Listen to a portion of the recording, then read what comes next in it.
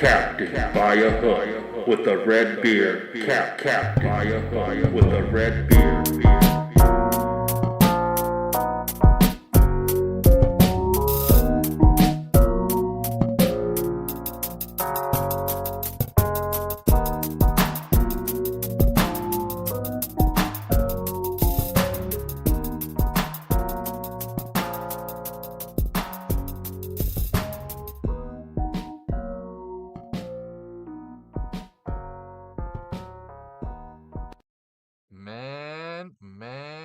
Man.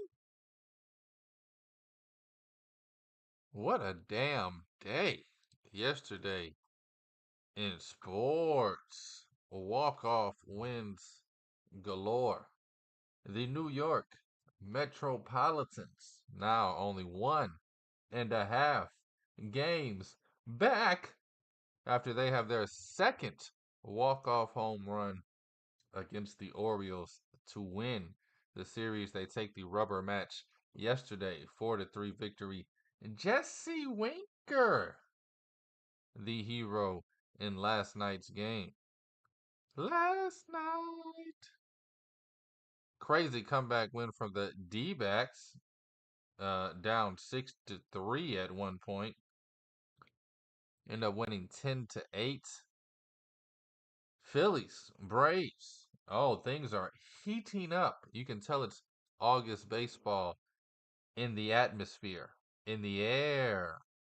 And then, oh my God, the Cardinals. 6-6 against the Brewers. 10th inning. Kaboom. Grand slam. A walk-off for the Cardinals. Arenado says he hopes that they can build some momentum off of this. Oh yeah, and your boy's boy, everybody's boy, Aaron Judge, 2 home run day yesterday, helping Nestor get the win, 8-1 victory for the Yanks as Judge hits his 46th and 47th home run last night. Bunch of other news all around town from coast to coast in the MLB. Definitely will touch on that in the show. How about them damn Red Sox as well? Little foreshadowing there. But boy, the the thing that brought me the most joy last night, put a smile on my face.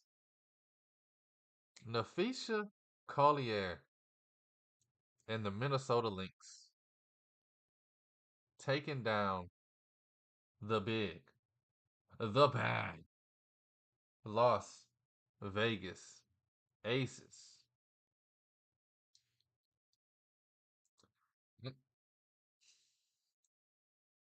I, First of all, I was wrong yesterday. Let me correct something. I said that they hadn't beat the Aces yet this season. They turkey dog whooped them, and I don't know how I forgot about that game because I was watching the game. I made money off of the game, and then I wrote an article for Stare Down Sports saying that the Minnesota Lynx were quote unquote kicking butt and taking names. Don't know how that game slipped my mind, but for the second time on the season last night, the Lynx beat the Aces. They've now beaten the Aces. They're now 2-1 against the Aces and 2-0 against the Liberty. If that don't show you how good this team is, I don't know what will. The Liberty and the Aces, of course, the litmus test of the W. But anyway, we'll dive into all that and more in the WNBA a little later in the show. I don't do this for attaboys. I don't do this for victory laps. But I mean, hot ham, it felt good last night. Betting the Minnesota Lynx plus 240 on the money line. And them winning, leading the game wire to wire. Just turkey, dog whooping them, baby. Anyway, this is Captain by a hook with the red beard. I am Rowan Donaghy, aka Rowan Dobbs, going live. Oh yeah, live. Hey, da da da da da da da da. Y'all don't know nothing about that chopper style. Anyway, it is the 22nd of August. It is a Thursday. Ironically, I always say Thursdays are for betting. I have zero bets for you tonight. Zero. Zero. I'm waiting on some injury status. Waiting on injury status for Sabrina Ionescu. Always somebody who I try to bet. But man, last night was a great night all the way around. Uh we'll get to it all. Let's dive on in, baby. It's Captain by a Hook. Start off with the MLB. My mind is just frazzled, dazzled on the WNBA. That is all I want to talk about. Man, just loving it. Loving it right now. But let's dang. Well, this probably dropped last night. I doubt it dropped this morning. Joey Votto, officially. This is a 1 a.m. article. Officially.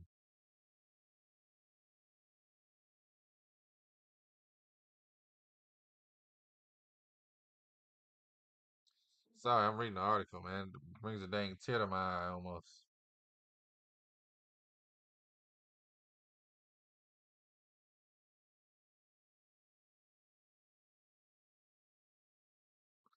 Joey Votto retired, man. Joey Votto officially retired.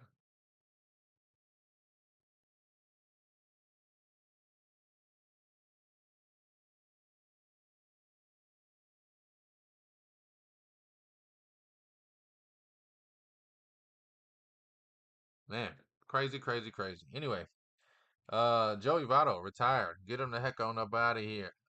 Max Fried did his damn thing, still lost to the Phillies. And how about your boy, Ella De La Cruz, joining the exclusive 2060 club? He got his 60th steal of the season last night. That's right, I said 60th steal of the season. Man, I'm sorry, I can't get up. Votto, my man Joey, he was fighting so hard to get on the team. I mean, I guess at 57 years old, doing the minors, the old minors ranks, that can get old, man. But anyway, let's go over last night, man. Nolan Arenado gets the walk-off grand slam, his 14th home run of the season, 10-6 victory over division-leading Brewers and the division foes. Pretty sure I got these scores up here somewhere. The Red Sox, though, let's start with them. 2 weeks ago, they get swept by the Astros, which was their only loss this month in August. A series loss. They take 2 of 1, 2 of 1, get swept, 2 of 1. I believe those Royals and Rangers. They took 2 and 1 from, two against the Rangers, one against the Royals. Swept by the Astros. Go 2 for 2. 2-2 with the Orioles, which is huge. I mean, the Orioles considered one of the best teams in baseball. And at the time, we're at the top of the Red Sox division. And then they come out and they take the last two from the Astros to win the series yesterday in a 4-1 win in a rubber match against Verlander in his first game bike. That's back for the non-Southern speakers. Okay. But these Red Sox, man, they just will not give up 6-4 over their last 10. Don't look now. Don't look now. The Red Sox are only 6.5 games back from the division. I doubt they'll get that. But, haha, They're only 3.5 back from the Minnesota Twins and the Royals, who are both tied and both in the wild card as of now. Both of those teams, Royals, Twins, sit at 71 and 56. We got the Red Sox 3.5 back. Red Sox only have to catch one of them, and they got two. You got two teams in your sights, and go get them, boys. Red Sox refusing to die. Winners of two in a row. They start a series tomorrow over the weekend against Arizona. Good news is it's in Boston. Hopefully they can keep the momentum of winning these series in August going. Take that series 2 out of 3 maybe. Um, Royals take on the Phillies this weekend. Twins take on the Cardinals. Who knows? Maybe Monday morning we wake up and the Red Sox are 2.5, 1.5 games back from one of these teams. Um, I think we see this Red Sox team. They had a 28% earlier this week that I saw on Fangraphs. I haven't checked it since to make the playoffs, 28%. And now they're only 3.5 back. I believe they were 4.5 back when that happened. Got to be 30, 35, maybe even 40% chance Boston makes the playoffs. And I'm going to go ahead and stamp it. We're going to see these Red Sox as a wild card team. I think they get hot here. I think they take 15 out of the next 25. I think they close this gap. 3.5 games is not a lot.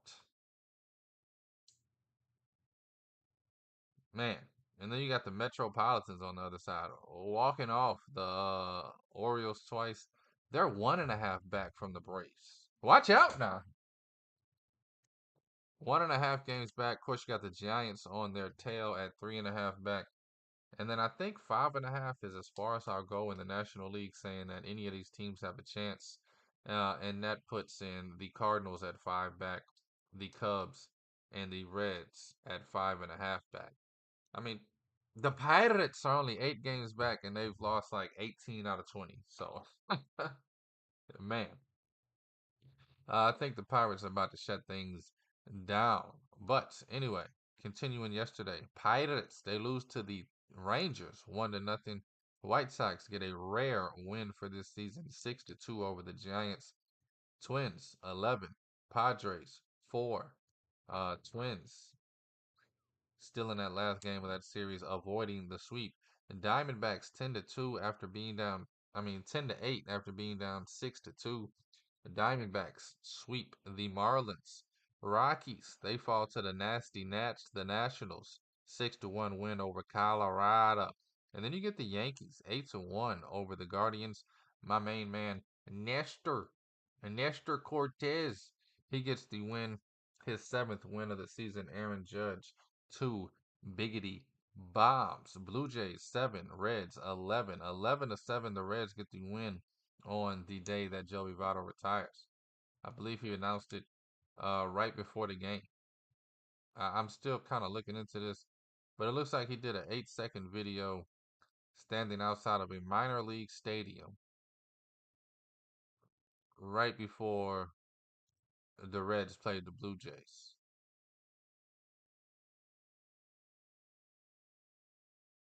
He said, "I holla the 2010 National League MVP." Y'all wondering if he's a Hall of Famer? Heck yeah, this kid is a Hall of Famer. Anyway, Reds 11-7 over the Blue Jays. Phillies 3-2. Heavyweight brawl went down yesterday in Phillies Braves. Not an actual fight, just the intensity in which these teams are playing with. Brewers, Cardinals, told you about it. Arenado walked it off in the 10th, 10-6 win for the St. Louis Cardinals. Detroit, hey now. Detroit just beat the Cubs. Detroit 8-2 over the Cubs. Angels 0. Kansas City Royals 3.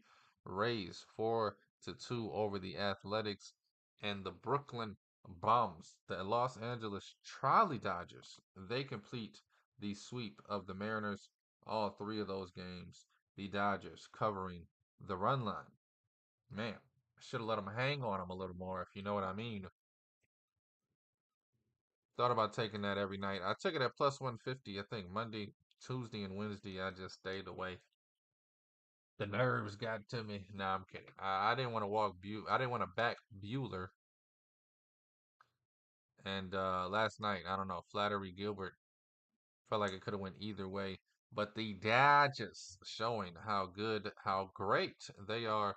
They sweep the Mariners, putting up a spaloof of runs in all three games. Man, we have one series in particular that I am absolutely geeked about starting today, and that is the Astros taking on the Orioles. There's also some series finishing up that I'm excited about. Yankees Guardians. Cole's on the mound today for the Yanksters. And then you have the Brewers Cardinals.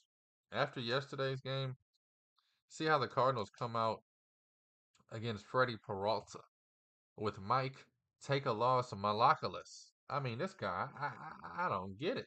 I guess there's only so many pitchers. You got to put one out there. And I guess he's the guy you got. Justin Steele. Wow. I'm not going to go too deep into it right now because of time. But wow. Did this guy fall off a damn cliff? Justin Steele starting for the Cubs today against the Tigers. You get Lodolo, Skeens. That's going to be a fun one. Pirates, Reds. But again, Phillies, Braves finishing up their series tonight. But the two series that I am geeked about, we get the Astros and the Orioles. We get Corbin Burns on the bump for the Orioles. This game will be on Fox too, by the way. That's exciting. And then we get Arigari. He'll be starting for the Astros. And then another series that's gonna pump it up. I see some. Metropolitans taking on the Padres all the way in San Diego. Late night game for the Mets. It's always weird to me when the Mets are on the West Coast and they're playing at 9, 10 o'clock at night. But hey, going to be a blast. Mets, Padres, both of these teams, I mean, just on a heater. Both of these teams trying to solidify their spot in the playoffs. Padres right now have a 4-game lead on a wild card spot. Don't really look to be in any trouble. While the Mets, again, 1.5 games back from the Braves, trying to sneak up in it. Still a spot from their division foes, hot Atlanta. Let's jump over to the W real quick because, man, got a one-track mind today for some reason. Can't call it. I was talking about the W in the intro, and then it's hard for me to switch to Major League Baseball for some reason. And now that I was rolling in baseball, I forgot everything I wanted to say in the W. The W. But man, last night, shout out to the Atlanta Dream. Let's just speak on them for a second. Atlanta, 3-game winning streak after an 8-game losing streak going into the break, 3-game winning streak coming out of the break. They're getting healthy. Ryan Howard's back. Alicia Gray's balling out of control. They beat 3 good teams as well. If my mind serves me correct, they beat the Storm last game. Turn around and beat the Mercury this game. I don't think I can go back more than that off the top of my head. But 10-17 right now. 3-game winning streak. Only 1 game back from Chicago to make it into the playoffs. I mean, this Fever Sky Dream. Now that's funny, huh? A Fever Sky Dream. Well, yes. Sound like something your grandpa would tell you. Well, I was in the bunker in 80, 82, 1882 to be specific.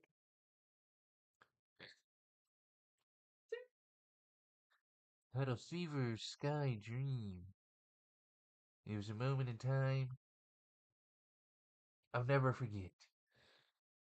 I don't know why my grandfather sounds like a Jimmy Stewart Donald Trump mashup.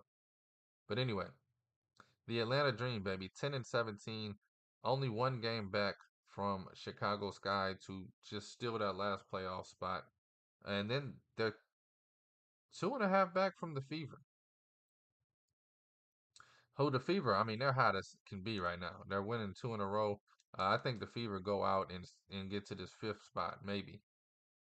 Um, Fever's not going to be a seven. The Mercury will be below the Fever come playoffs. Chicago, man, I'm rooting for you. You got my girl Teaspoon from Northern Louisiana, rocking and rolling.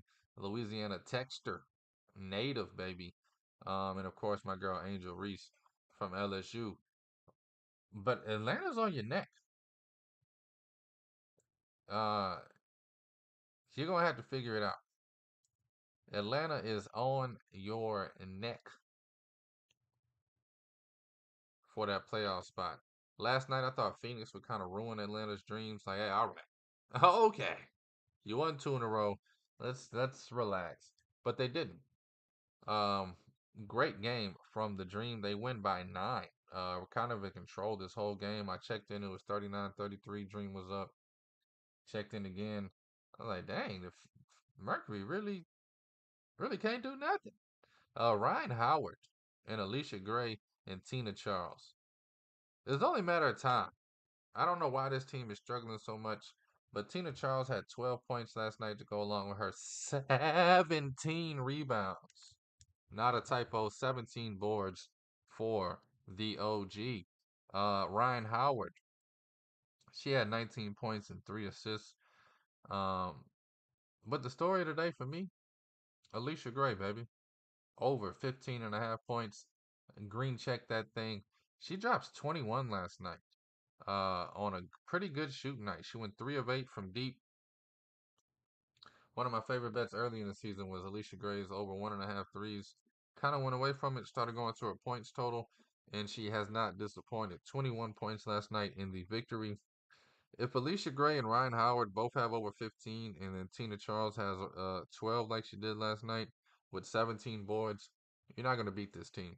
The fact that Tina Charles had 17 rebounds in a game that Brittany Griner was on the other side, she went out there and got it. Brittany Griner, 14 points and 8 rebounds in the loss. Kalia Copper, everybody, that she's your favorite player. Favorite player. Her, Jewel Lloyd, and Jackie Young. I mean, they cannot be guarded.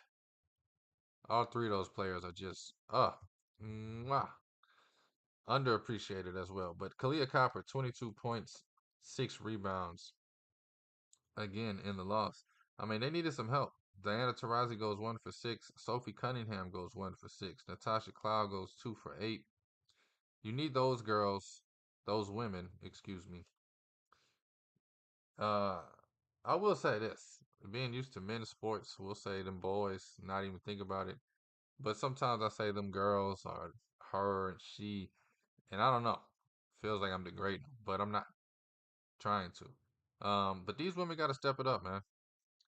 Kalia Copper and Brittany Griner can't be 50% of your offense. And last night they score 36 out of your 63. That's 52%, roughly, off the top of the head. But anyway, the Dream, getting things rocking, getting things rolling in the late game last night on ESPN. Oh boy. Oh boy, oh boy, oh boy. I said before the game, I said, I need every one of these Lynx players to lock in and have one of the best games of their season. First quarter, I knew it was going to happen. They were locked in, baby. Alana Smith started off 2 for 2. Brittany Carlton started off 2 for 2. Courtney Williams started off 2 for 2.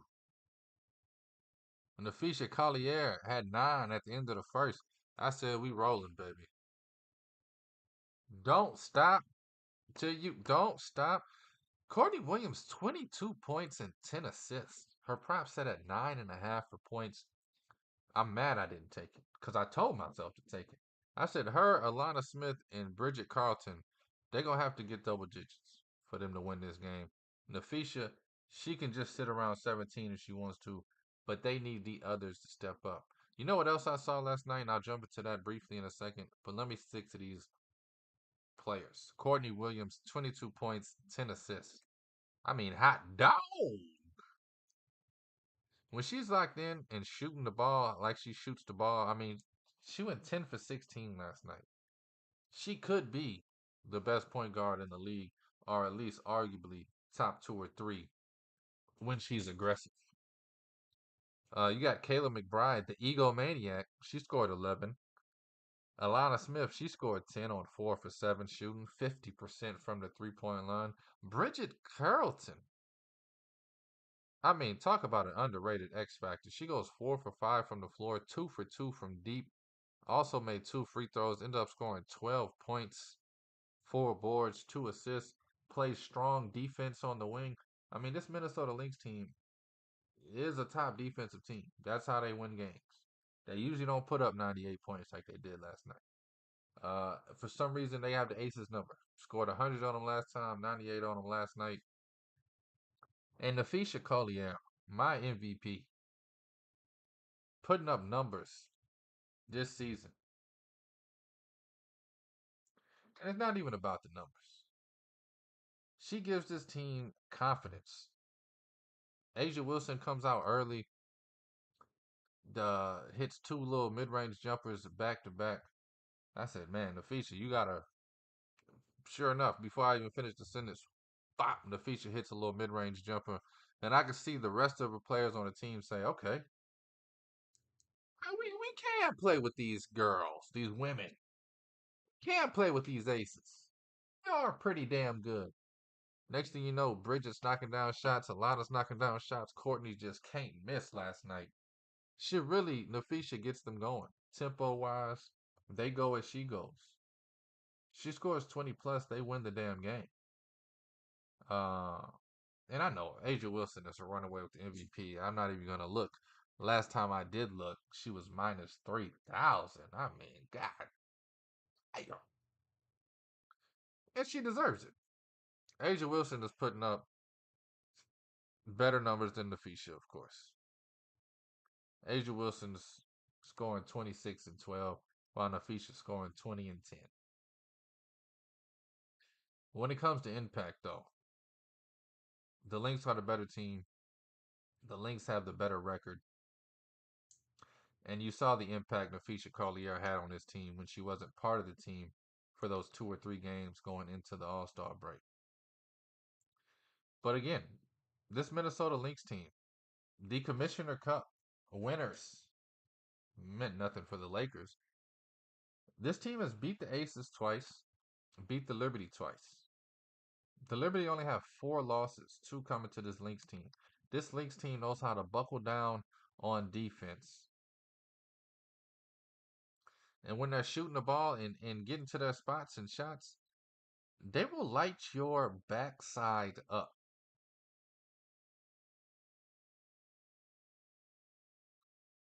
Minnesota, man. Long shots to win it all, and not even really. I'm about to look up the exact number. I mean, I think they were like plus 700 last I looked. Yeah, plus 700. You got Liberty at plus 135, Aces plus 190. I think the Lynx are the team. And again, the West is tough. The Aces are going to have to get through the Storm, the Lynx, and I think the Lynx get them. I think the Lynx end up going to the finals. It's hard to, man, they beat the Liberty twice, but it's hard to. I talked about it a little last night in one of my throw a bleeping dart at it. It sucks when you beat the teams in the regular season and you lose to them in the playoffs, and you just feel like we we just got them at the wrong time. But Lynx Liberty would be a hell of a series. Lynx Aces in the playoffs would be a hell of a series, and I'll just leave it at that. And yeah, MVP still minus 3,000 to Asia Wilson, rightfully so. Nafisha Collier is now 100 to 1. I took her at like 8 to 1, like 3 weeks into the season before Asia Wilson really got rolling. I was like, hey, this Nafisha girl. Yeah, yeah. Queen Fee, huh? Uh, man. Also, shout out to Nafisha Collier and Brianna Stewart. I'll just go on record first here and say that I cannot bleep and wait for this unrivaled league that y'all are starting. Uh, I mean, why not talk about it now? I ain't got no bets for y'all today. Brianna Stewart and Nafisha Collier came together, college teammates at UConn, and they're putting together a 3-on-3 league called Unrivaled. First thought, I was like, all right. But then you start really looking into it. They're giving ownership to players, stake, money, revenue, eyes, fans. The only weird part is, do I buy a Nafisha Collier Lynx jersey or a Nafisha Collier Unrivaled jersey? It is kind of weird to me, the dynamic of trying to build the WNBA as hard as these women have been trying to build the WNBA just for two of the top players to go start their own league. Now, this will be in January, off-season league. Give a little extra money to some women. Possibly stop a lot of the greats from having to go overseas just to make some money every winter. They can stay here and play ball. Now, this thing is going to be in Miami, kicking off in January. It's called Unrivaled. They're doing a cool thing on social media. You know, it's the social media age. You can't just give info anymore. You got to get them engaged. They've been dropping hints at what players will get revealed next and blah, blah, blah. But 14 players have been revealed, have been announced. And I was surprised. These are top WNBA players. This isn't retired players like the big three. This isn't young rookies, second year players just to do it. This is Brianna Stewart, Nafisha Collier, Chelsea Gray, Enrique Abenwale, Jewel Lloyd, Kelsey Plum, Ryan Howard, Kalia Copper, Jackie Young. Nobody can guard Jackie Young. Nobody can guard Kalia Copper. And then you got Angel Reese. Hello. Making moves. De'Erica Amby, Kayla McBride, Marina Mabry, and then Satua Sabale. This is awesome, man. That's only 14 out of the 30 players according to Get Announced. I mean, you can follow them on X, Unrivaled, I believe. Let me find the exact. Found this morning, to be honest with you. But I'm excited about it, man. At least excited about the first season. Tipping off in Miami, January 2025. Unrivaled WBB is the X handle. UNRIVALED. Unrivaled. UNRIVALED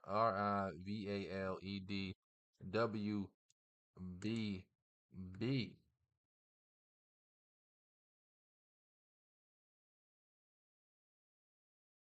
And yeah, they're currently talking about the next person. They giving hints, talking about who the next person gonna be. Uh, I haven't really dove into it too deep yet. I'm not a big hint or surprise guy. Just let me know when you let me know.